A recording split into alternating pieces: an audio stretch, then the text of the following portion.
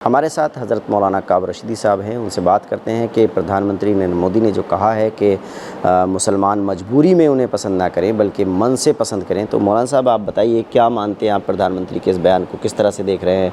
वो जो कह रहे हैं कि मुसलमान उन्हें खुशी मन से, अच्छे मन से पसंद करें, ये नहीं कि किसी मजबूरी में प्रधानमंत्री मोदी को पसंद करें।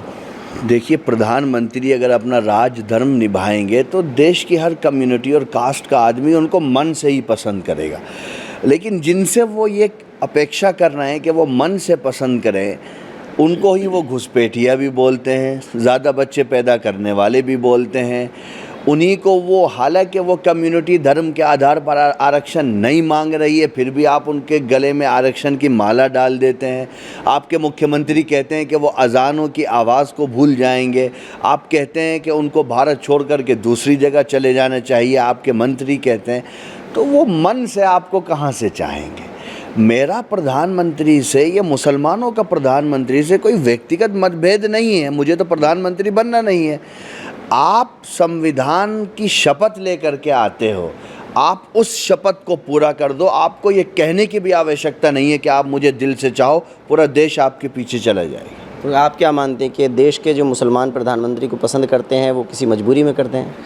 नहीं, मैं नहीं समझता यह कौन पसंद करता है, कौन पसंद नहीं करता है। मेरी तो बात यह है कि जिनसे आप अपेक्षा कर रहे हो कि वो आपको पसंद करें, आप उनके साथ क्या व्यवहार कर रहे हो? आप उनकी नेशनल यूनिवर्सिटीज़ पर अभद्र टिप्पणी कर रहे हो। आपके कई स्टेट के मुख्यमंत्री उनके धर्म को टारगेट कर रहे हैं और फिर आप उनसे ये तवक्को करते हो कि वो आपको पसंद करें। आपने पिछले 10 सालों में माइनॉरिटी को कहाँ पहुँचा दिया है? और मुसलमान तो शांत है। 47 के बाद पहला चुनाव है भारत में जिसमें मुसलमानों ने इस रूप में अपने आप को पेश किया है कि वो मुख्य धारा से किनारे पर खड़े रहें। चूँकि आप चुनावी हमारे ऊपर लड़ रहे हो। हम आरक्षण नहीं मांग रहे, आप आरक्षण हमें दे रहे हो। हम घुसपैठिए नहीं हैं, आप घुसपैठिए हमें बता रहे हो। आप न जाने हिंदू मुसलमान, मुसलमान हिंदू पूरा चुनाव लड़ रहे हो और अपेक्षा करते हो कि आपको मन से मुसलमान चाहे। तो देश के मुसलमान मतलब मन से नहीं चाहते मोदी जी को? देश के मुसलमानों को कोई विरोध भी नहीं है। आप संविधान की शपथ लेकर के आए हो, आप संविधान के अनुकूल काम करो, मुसलमान आपको चाहेंगे। आप मेरे धर्म के बारे में मुझे ज्ञान मत दो।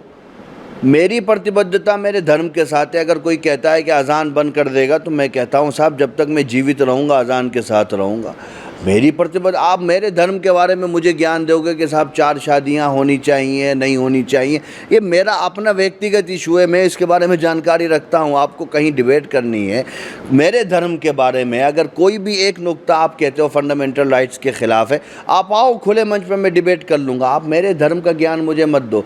आपने संविधान की जो शपथ ली है उसकी आप पालना करो तो सब आपको मन से चाहने लगेंगे, मैं भी मन से चाहने लगूँगा। 10 साल का जो मोदी जी का कार्यकाल रहा है उसको मुसलमान किस तरह से मानते हैं, किस तरह से देखते हैं? देखिए, मुसलमानों का सवाल उसमें भी नहीं है, देश का सवाल है। आप कहते हो कि भारत को हम विश्व गुरु बनाना चाहते हैं, मैं भी चाहता हूँ।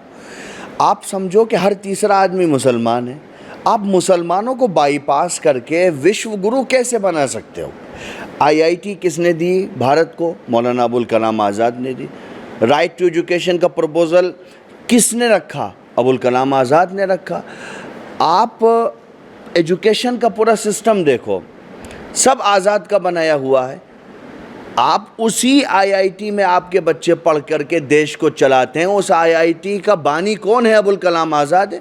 आप जामिया मिल्लिया इस्लामिया का रिकॉर्ड देख लो। आप अलीगढ़ में जाते हो, कहते हो साहब ये मिनी इंडिया है। आप ही ने कहा, मैंने नहीं, आपने कहा मिनी भारत है ये। अब आप कहते हो कि साहब इसमें मुसलमान ज़्यादा जा रहे हैं, हम इसका स्ट्रक्चर चेंज कर देंगे।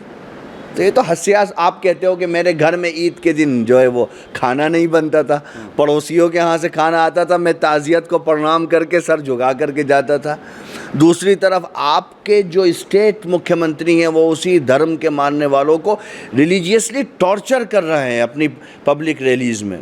कि मुसलमान शांत है कि भाई ठीक है, चलिए हो रहा है, होने दीजिए। देखिए, जो इस्लामी स्कॉलर हैं उनका साफ तौर पर मानना है कि अगर प्रधानमंत्री जो संविधान की शपथ लेकर के प्रधानमंत्री बने हैं, अगर उस संविधान को सही से उसका पालन करें देश में, तो देश का हर मुसलमान उनको दिल से चाहने लगेगा। Ubaidur Rahman, ABP news network, Moradabad.